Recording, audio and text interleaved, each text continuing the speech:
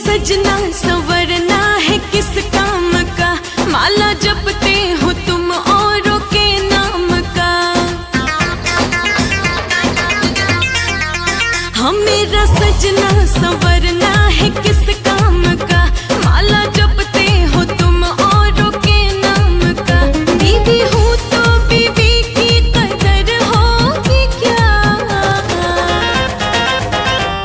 बहिरी के पेट के नीचे साड़ी हमारी जान लोगी क्या।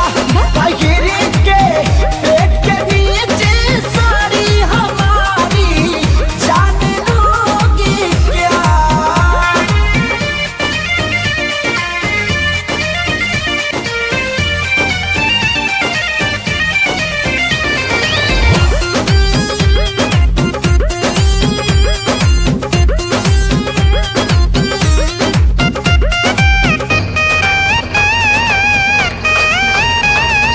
कुछ भी तो बतिया बदल देते हो, सगरों दिलवा के सरधा कुचल देते हो।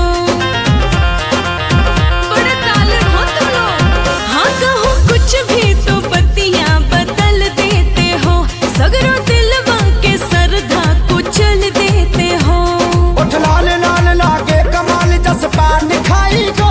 अच्छा ऐसा सुखराई तुम कहाँ से लाई गो। डार्लिंग ऐसा सुखराई तुम कहाँ से लाई गो। अरे हमसे भी ज्यादा कोई सुंदर होगी क्या। बोलो। बहिरी के